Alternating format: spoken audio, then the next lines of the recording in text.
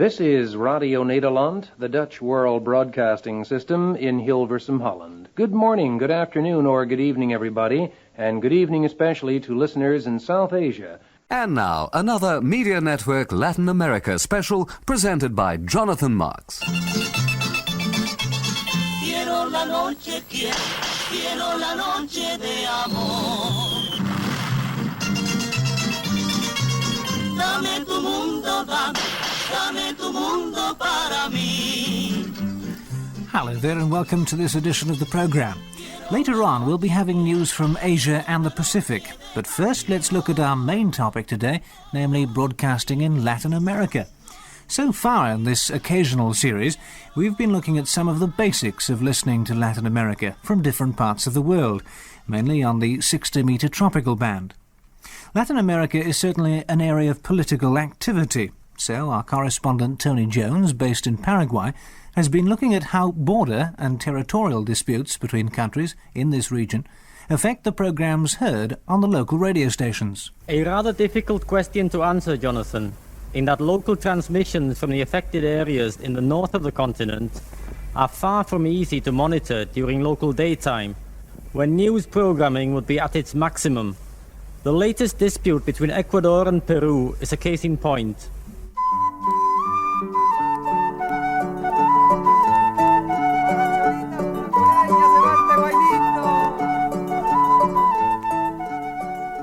The most recent hostilities took place in the area bordering upon the Peruvian provinces of Cajamarca and Amazonas. On the Ecuadorian side of the border, there are few centers of population and even fewer radio stations. Those which exist are usually run by missionary personnel and would not normally be drawn into commenting on military activities in remote border areas. The Peruvian province of Amazonas is, according to Peruvians to whom I have spoken, also sparsely inhabited.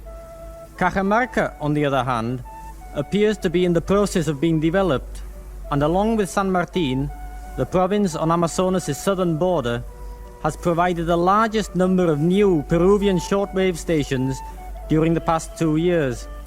It is worth noting, however, that the stations from San Martin are all in band, while those from Cajamarca are all out of band. San Martin stations also announce call signs.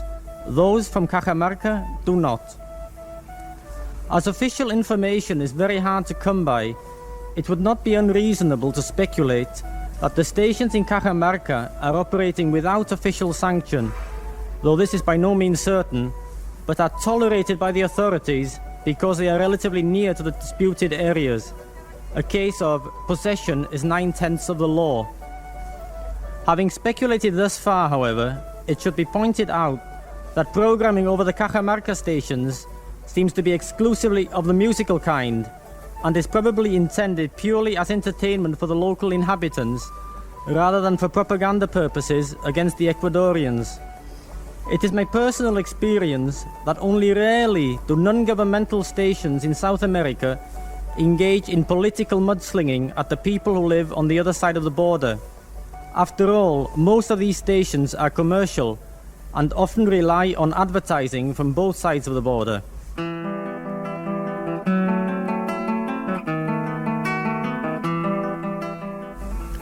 At the height of the troubles in Argentina, following the downfall of President María Estela de Perón in 1976, the government in Buenos Aires was extremely sensitive to outside criticism, however objective that might be. One of the results of this sensitivity was a government order forbidding Argentinian stations to broadcast commercial spots for businesses in neighboring countries. Argentina, unfortunately, suffers rather badly from a kind of nationalism bordering on fanaticism, and this was only too evident during the crisis with Chile over the Beagle Channel. It is to Chile's credit that a response to considerable provocation from the Argentinian media was mature, diplomatic and conciliatory. Radio Nacional in Santiago was particularly worthy of praise in this respect. The Argentine government is now in the process of installing several new radio and television stations in areas bordering on Brazil and Paraguay, in order to, quote, counteract the influence of foreign stations in border areas. To be fair to Argentina, she is not the first country to take this line. Brazil, for at least 2 years, has been encouraging the installation of radio stations in regions close to the Venezuelan frontier in order to combat what is claimed to be anti-Brazilian propaganda emanating from the Venezuelan side. Bolivia, on the other hand, usually restricts its territorial claims to regaining its access to the Pacific, lost more than 100 years ago. Practically all Bolivian radio stations, at one time or another, have carried patriotic calls for the return of at least a small piece of seaboard. The border disputes which least seem to heat up the ether are those between Colombia and Venezuela, and Brazil and Peru. Though it is possible that there may be some local comment from time to time not audible to the general shortwave listener. While it is generally true to say that local news and comment is hard to come by direct from these troubled areas, with the exception of the Argentina-Chile dispute, it is nevertheless possible on occasions to receive on a regular basis locally produced news programs of the magazine type broadcast from stations only just outside the troubled areas. One of the most regularly heard programs in this category is the Radio Periódico Impacto, transmitted weekdays by Radio Atlántida at 0235 to 0300 GMT. This station, located in Iquitos, Peru, also has another similar program called Sucesos at 0130 to 0200 GMT, both programs being well heard on 4790 kHz.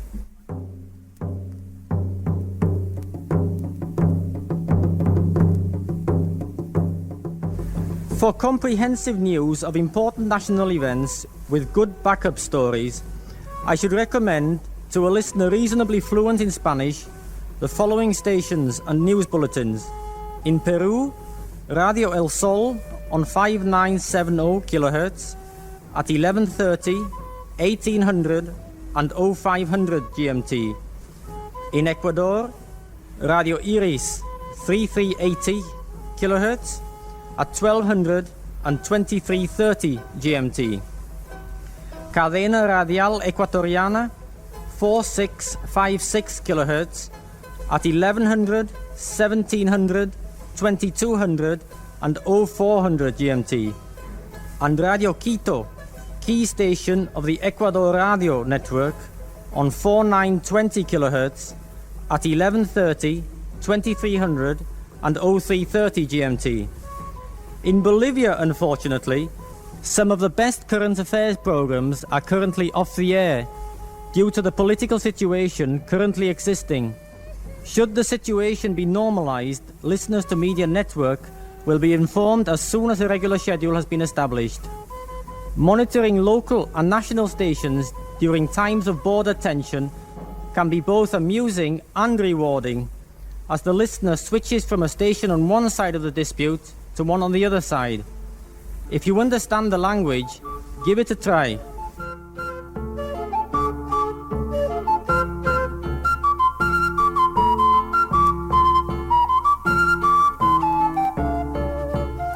An excellent report there from Tony Jones.